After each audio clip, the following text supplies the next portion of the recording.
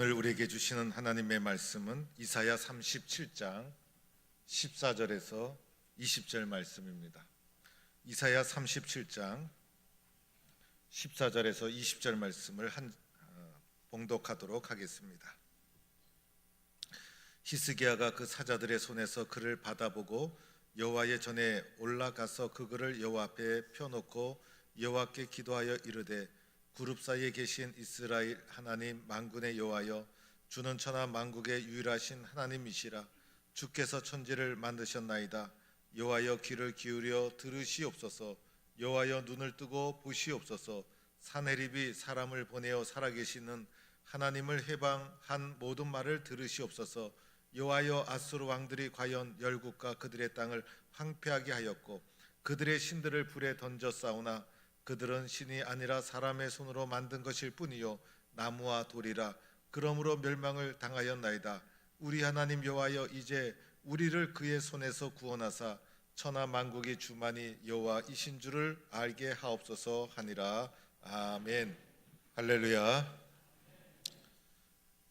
오래간만에 저를 또는 한 주간 만에 만난 분도 있을 것이고 매일 저를 만났던 분도 있을 것입니다. 사람은 자주 만나야 정이 붙고 또 자주 만나야 할 말도 많고 또 자주 만나야 반가운 것입니다. 오래간만에 만나는 사람이 반가운 것 같고 오래간만에 만나는 사람이 말을 많이 하는 것 같은데 그게 아니라 자주 만나는 사람이 반갑고 자주 만나는 사람에게 말을 많이 하게 됩니다. 교회도 자주 나와서 많은 교제를 자주 해야 은혜스럽고 반갑게 되는 것입니다. 저는 지난 한 주간 동안 신약 성경 통독을 하면서 우리 동북교회 성도들이 말씀을 사모하는구나, 말씀대로 살려고 힘쓰는구나, 이런 자랑스러운 모습을 보면서 감동을 받았습니다. 이번 주에도 늦지 않았습니다. 참여하지 못하는 분들은 힘을 내어서 새로운 마음을 가지고 참여해서 이번 기회가 아니면 언제 또 신약을 통독해 보겠습니까? 교회에서 통독하니 너무 좋습니다. 집에서 읽게 되면 그 짧은 시간에 그렇게 많은 양을 읽어 내려갈 수가 없습니다. 온 성도가 새벽에 말씀을 읽고 하루를 시작하니 하루가 얼마나 능력 있게 지나가는지 모릅니다. 다시 한번 마음의 결단을 하셔서 이번 주부터 더 열심히 성경 통독에 참여해서 주님이 주시는 큰 기쁨과 성취감을 누리는 성도가 될 수 있기를 축원합니다. 아침에 뉴스를 보다 보면 아나운서가 이런 멘트를 할 때가 있습니다. 밤새 일어난 사건, 사고를 소개하겠습니다. 그런데 그 내용을 보면 대부분이 교통사고라든지 밤사이에 발생한 화재라든지 강도 사건이라든지 별의별 사건들이 밤새 일어난 사건으로 소개가 되는 것을 보게 됩니다. 그런데 그 중에 많은 부분이 분노를 참지 못해서 일어난 사건들이 종종 나타납니다. 옆 사람과 말다툼을 하다가 칼을 찌르고 부부싸움을 하다가 불을 지르고 그래서 사소한 일이 원인이 되어서 충동적으로 일어난 사건들이 종종 나오는 것을 봅니다. 실제로 일어나는 사건의 40%, 10명 중에 자그마치 4명의 사건이 분노를 참지 못해서 충동적으로 일어난 사건으로 통계가 나와 있습니다. 세상에 살다 보면 화날 일이 많이 생기게 됩니다. 속상한 일이 일어납니다. 분노가 치밀어 오르는 일을 만나게 됩니다. 분노라는 것이 마음속에서 일어나게 되면 어떠한 현상이 일어납니까?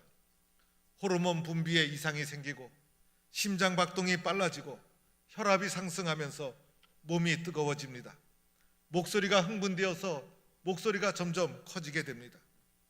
세상에서 조롱을 당하고 핍박을 당하고 외면을 당할 때 내 속에서 분노라는 감정이 일어나는 것을 보게 됩니다. 그런데 이러한 분노가 잘 조절이 되어야 함에도 불구하고 조절이 안 된다는 것이 문제입니다. 그래서 개인적인 분노가 거침없이 표출되고 그리고 수시로 일어나는 이 집단적인 분노 때문에 사회가 병들어가고 있는 것입니다. 이러한 문제는 분노 해결에 도움이 되지 않는 것입니다. 도리어 개인의 삶뿐만 아니라 공동체의 삶을 파괴할 수도 있는 것입니다. 분노는 또 다른 분노를 야기시키게 되는 것입니다. 이런 분노의 문제를 우리는 어떻게 해결해 나갈 수가 있을 것인가? 이런 분노의 문제에 직면했을 때 나는 어떻게 지혜롭게 이 문제를 해결해 나갈 수가 있을 것인가? 오늘 말씀은 분열왕국 시대의 유다왕 히스기야 시절에 있었던 일이었습니다. 히스기야 14년에 아수르의 산헤립 왕이 유다를 침략하게 됩니다. 아수르는 당시에 가장 큰 강대국이어서 아수르를 감당할 나라가 없었던 것입니다. 이 아수르가 북이스라엘을 멸망시킨 이후에 랍사게라는 장군을 앞세워 유다를 진격해 옵니다. 이미 유다의 여러 성읍이 함락을 당하고 말았습니다. 아수르의 대군을 유다는 감당할 능력이 없었습니다. 히스기야는 이미 아수르에게 사신을 보내서 협상을 했던 적이 있었습니다. 그 당시 은과 금 모든 보물을 다 보내고 심지어는 궁정 기둥의 금까지 다 벗겨내서 아수르 왕에게 많은 조공을 바쳐서 위기를 벗어난 적이 있었습니다. 그러나 이번에는 상황이 너무나 좋지 않았습니다. 아수르가 랍사게라는 장군을 앞세워 침략해 내려오는데 이미 여러 도시가 점령을 당했고 이제는 예루살렘 문턱까지 이르게 된 것입니다. 다급해진 히스기야가 자신의 신하들을 랍사게에게 보내서 그에게 몸을 수그리도록 합니다.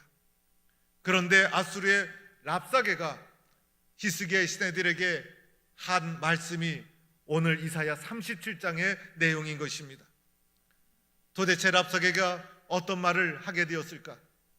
랍사게는 한마디로 말하면 히스기야와 여호와 하나님을 조롱하기 시작합니다. 유다의 모든 백성이 들을 수 있도록 유다 언어로 히스기야를 조롱하고 조롱한 것을 글로 써서 히스기야에게 보내게 됩니다. 도대체 히스기야를 어떻게 조롱하게 되었나요? 먼저는 랍사게가 히스기야가 무능한 왕이라고 조롱하기 시작합니다. 유다 백성들이여 히스기야에게 속지 말라. 히스기야는 무능하고 그리고 능력도 없고 그리고 너희들을 지켜낼 힘도 없는 무능한 왕이다. 그가 너를 지켜준다 할지라도 속지 말라. 히스기야만큼 무능한 사람이 어디 있느냐. 그러면서 일국의 왕임에도 불구하고 히스기야를 유다의 많은 백성들 앞에서 아주 볼품없는 왕으로 조롱해 가기 시작합니다. 그를 형편없이 깎아내리고 무능하고 능력이 없는 왕으로 백성들 앞에서 조롱하기 시작합니다. 그것뿐만이 아니었습니다. 히스기야가 믿는 여호와 하나님을 조롱하기 시작합니다. 여호와 하나님은 아무런 능력이 없다는 것입니다. 히스기야를 지켜줄 수도 없고 그리고 히스기야가 믿는 여호와 하나님은 너희를 지켜줄 수도 없는 무능한 왕이라 조롱하기 시작합니다. 히스기야가 여호와 하나님이 우리를 지켜주신다 말할지라도 믿지 말라. 여호와 하나님은 너희를 지켜줄 수가 없다. 아수르의 손에서 자신을 지켜낸 나라가 어디 있느냐. 아수르의 신이 최고의 신이다. 여호와 하나님은 아무것도 없다라고 하면서 하나님을 철저하게 조롱하기 시작했던 것입니다. 그런데 문제는 이러한 조롱과 핍박을 받아도 히스기야에게는 아무런 힘이 없었다는 것이 문제였습니다. 그래서 말씀해 보면 아이를 낳으려 하느나 해산할 힘이 없도다. 아이를 낳으려 하지만은 해산할 힘이 없는 것이 히스기야와 유다가 처한 상황이었어요. 이런 억울하고 비참한 상황에 내몰렸을 때 나는 어떻게 할 수 있는가? 이렇게 비참한 상황에 내몰렸을 때 나에게는 아무런 능력이 없을 때 이런 조롱의 말을 듣고 핍박의 말을 들었을 때 나는 어떻게 대처해 나가야 하는가? 사랑하는 성도 여러분, 오늘 히스기야가 처한 상황은 오늘 세상 속에서 살아가는 우리들의 모습을 보여주기도 합니다. 믿음의 길을 가는 중에 때로는 조롱을 당하고 핍박을 당하고 세상으로부터 멸시를 당할 때가 있습니다. 사람이 위대한 존재인 것 같지만은 사람만큼 연약한 존재가 어디 있습니까? 쉽게 병들고 쉽게 상처받고 외롭고 힘들고 우리가 헤쳐나갈 세상의 짐이 너무나 무겁습니다. 더하여 세상으로부터 조롱과 핍박을 당한다면, 그리고 그 조롱과 핍박을 이겨나갈 능력이 나에게 없다면 나는 어떻게 이 문제를 대처해 나가야 되는가? 더하여 오늘 랍사게가 하나님을 조롱하지 않습니까? 우리가 세상에서 살아갈 수 있는 힘은 그래도 여호와 하나님을 믿기 때문인 것인데, 내가 믿는 여호와 하나님을 조롱하기 시작합니다. 오늘날 세상은 여호와 하나님을 두려워하지 않습니다. 지금 한국 교회를 빙하기가 지나고 있다라고 말하지 않습니까? 한국 교회가 민족의 자랑이었음에도 불구하고 언제부턴가 세상에 조롱거리가 되고 말았습니다. 이러한 핍박을 당할 때 믿음을 가지고 살아가는 나는 어떻게 해야 되는가? 세상으로부터 조롱을 당할 때, 핍박을 당할 때 히스기야는 오늘 이 상황을 어떻게 헤쳐나갔는가?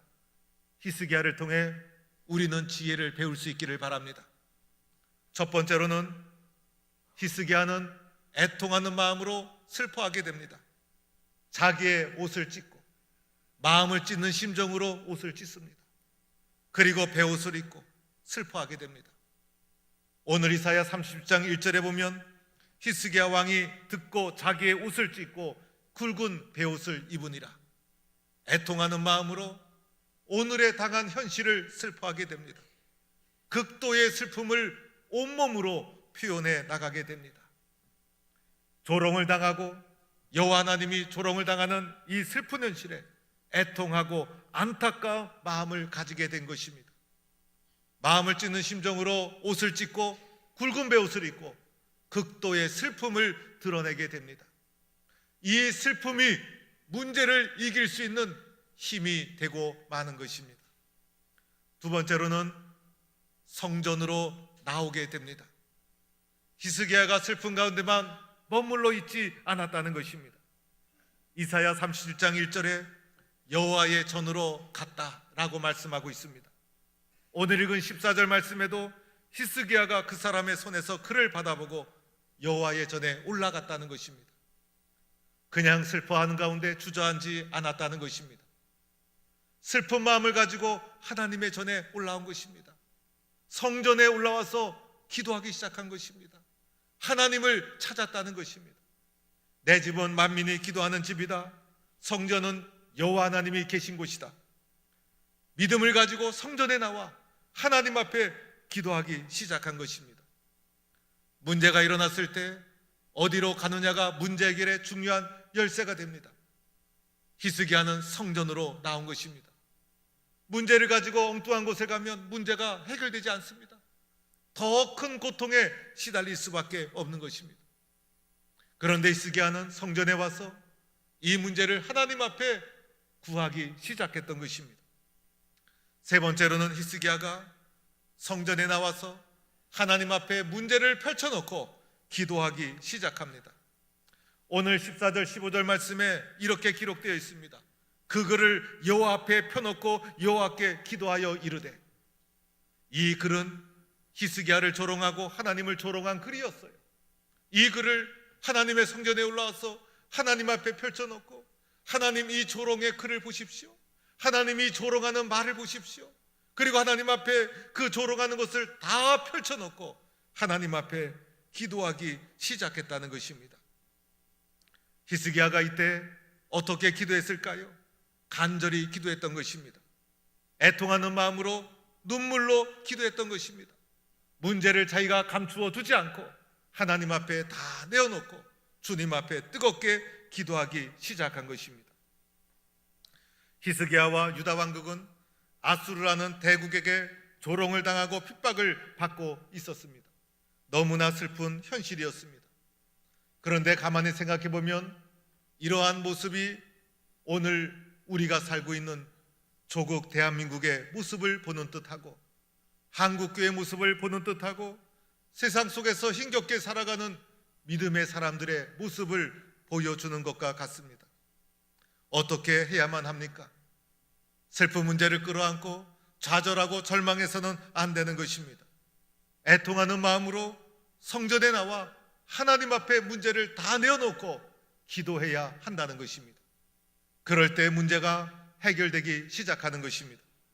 기도에는 하나님의 능력이 담겨 있는 것입니다. 기도하다 보면 용기가 생기는 것입니다. 기도하다 보면 자신감이 생기는 것이고, 기도하다 보면 문제의 정체를 알게 되는 것이고, 기도하다 보면 용서하고 이해하고 사랑하게 되는 것입니다. 기도하면 문제가 주는 두려움도 이길 수가 있는 것입니다.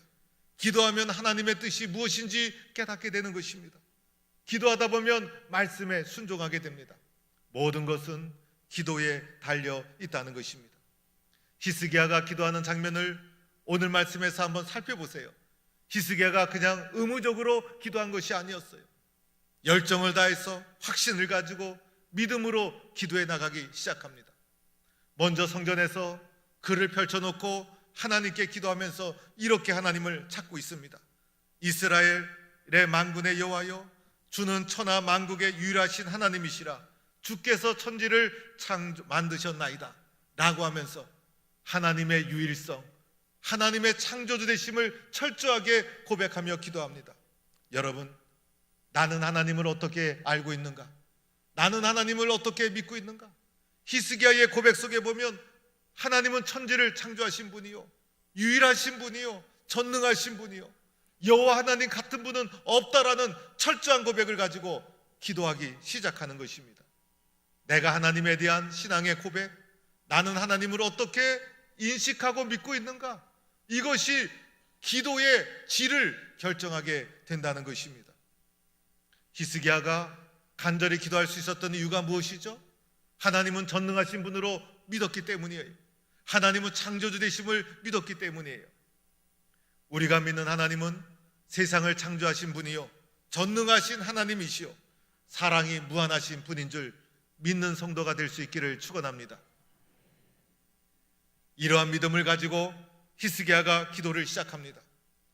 히스기야가 어떻게 기도합니까?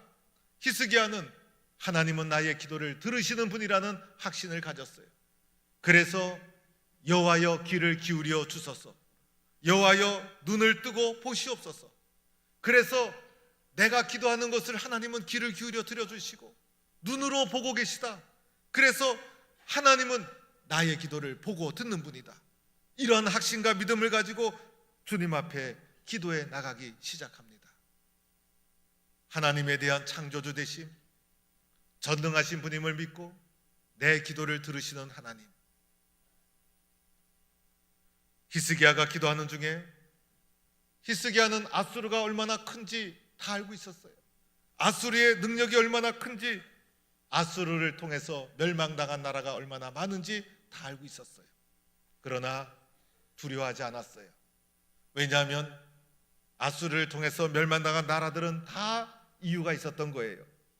그 이유는 그들이 믿는 신이 우상들이었기 때문이었어요. 사람이 만든 것이나 물건을 섬기는 우상을 숭배하였기 때문에 그들이 아수르의 침략을 견디지 못하고 쓰러질 수밖에 없었다는 거예요. 그러나 우리에게는 전능하신 하나님이 계신 거예요. 창조주 하나님이 계신 거예요. 하나님이 도와주시면 오늘의 상황을 이길 수 있다는 거예요. 그래서 믿음과 확신을 가지고 주님 앞에 기도해 나가기 시작합니다. 마지막에 기도를 마무리하면서 히스기야가 이렇게 기도합니다. 여호와여, 우리를 이제 그의 손에서 구원하사 천하 만국이 주만이 여호와이신 줄 알게 하옵소서. 마지막 기도 문장을 보니 이렇게 쓰여져 있어요. 천하 만국이 여호와 주만이 여호와이신 줄 알게 하옵소서. 히스기야의 기도는 자신의 영광을 위한 기도가 아니었어요. 하나님의 영광이 가려져서는 안 됩니다. 여호와 그분만이 하나님이심을 세상이 알게 하여 주옵소서. 여호와 하나님만이 참된 신이라는 것을 세상이 알아야 되지 않습니까? 아수르의 저 대군 앞에서, 조롱과 핍박 앞에서 우리를 지켜줘야 될 이유가 있습니다. 우리가 믿는 여호와 하나님이 참신이라는 것을 세상이 알아야 되지 않습니까? 하나님의 영광을 위해서 히스기야는 하나님 앞에 간절히 기도하고 있다는 것입니다. 우리 교회 중보기도팀이 있습니다. 중보기도팀이 매일 1시간씩 중보기도 대원들이 중보기도실에서 여러분의 기도 제목을 붙잡고 기도해 주고 있습니다. 중보기도 사역자들을 생각하면 얼마나 마음에 힘이 나는지 모릅니다. 중보기도 팀이 발대식을 할 때마다 종종 부르는 찬양이 있습니다. 기도할 수 있는데 왜 걱정하십니까? 기도하면서 왜 염려하십니까? 기도할 수 있는데 왜 실망하십니까? 기도하면서 왜 방황하십니까? 주님 앞에 무릎 꿇고 간구해 보세요. 마음을 정결하게 뜻을 다하여 기도할 수 있는데 왜 걱정하십니까? 기도하면서 왜 염려하십니까? 기도라는 것이 우리들에게 얼마나 큰 힘을 주는지 모릅니다. 사람은요, 이성이 있고 감정이 있습니다. 이성이라는 것은 합리적인 사고의 세계를 가리킵니다. 이성의 세계에서는 소통이 일어나고 상식적인 일이 일어나게 됩니다. 평소에는 모두가 이성의 세계에서 합리적인 생각을 가지고 사고하면서 살아가게 됩니다. 감정이라는 것은 평상시에는 이성 아래에 잠자고 있는 것입니다. 평상시에는 감정이 다 드러나지 않습니다. 이성의 세계에서 합리적으로 사고하며 생각하고 상식적인 범위 속에서 우리는 세상 속에 살아가고 있는 거예요. 그런데 잘 보이지 않는 우리 속에 있는 이 감정의 세계가 굉장한 힘과 능력이 그 속에 담겨 있다는 것입니다. 사건과 역사는 감정에서 일어나는 거예요. 그래서 그 감정을 누군가가 자극을 해서 감정이 속에서부터 일어나게 되면 이 감정이 태풍처럼, 파도처럼, 때로는 쓰나미처럼 수면 위로 올라오게 됩니다. 감정이 올라오게 되면 이 감정이 이성을 함락시키고 맙니다. 그래서 감정이 올라오게 되면 이성이 마비되는 거예요. 그런데 감정의 좋은 점은 감정을 통해서 사건과 역사가 일어나게 된다는 거예요. 사랑이라는 감정이 올라와야 결혼이라는 사건이 일어나잖아요.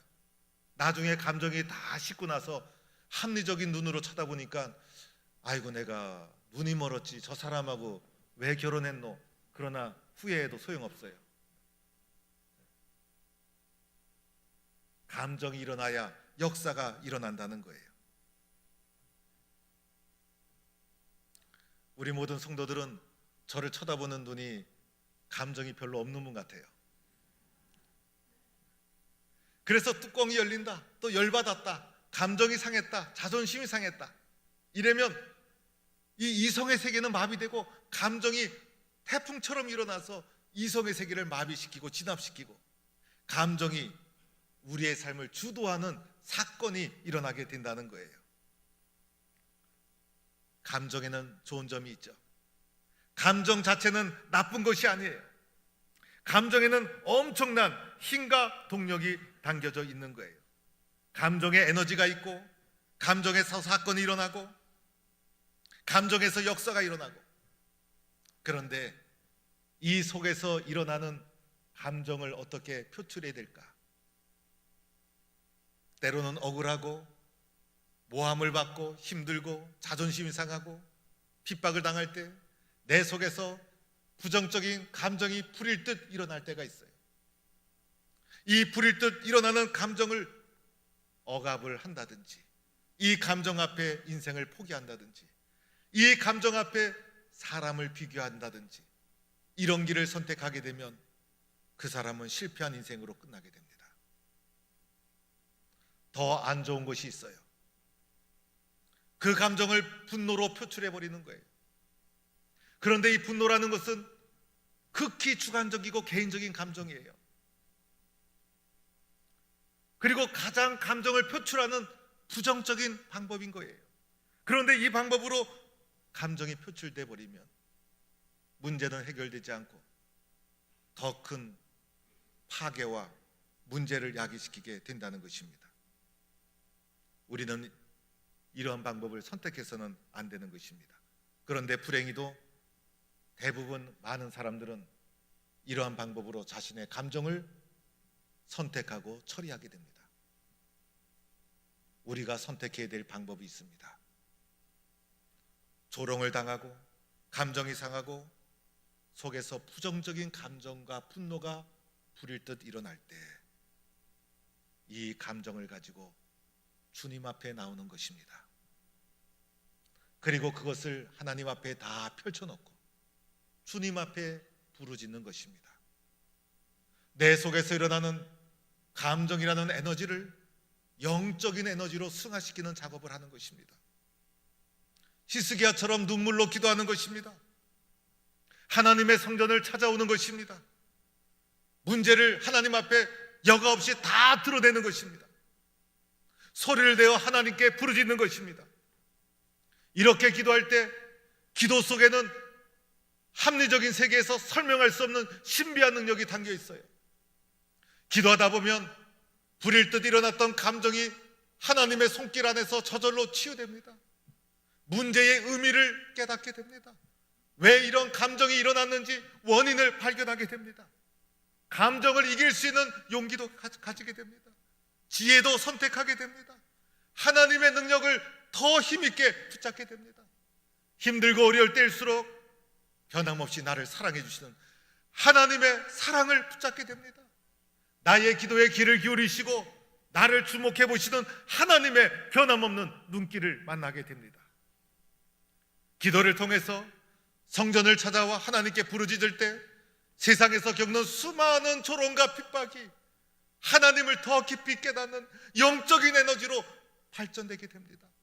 그리하여 그 사건이 아니었더라면, 그 감정이 아니었더라면, 그 고난이 아니었더라면, 그 수치감이 아니었더라면 이해할 수 없었던 하나님의 깊은 사랑을 만나게 되는 것입니다. 이것이 내 삶을 새롭게 일으켜주는 엄청난 영적인 능력이 될 줄로 믿습니다. 사랑하는 성도 여러분, 힘들 때마다 세상에서 조롱과 핍박을 당할 때마다 변함없이 하나님 앞에 나와 기도로 하나님의 도움을 구하여 더 큰 능력, 더 큰 은혜 누리며 살아가는 성도가 되기를 주의 이름으로 축원합니다. 이 시간 함께 기도하기를 원합니다.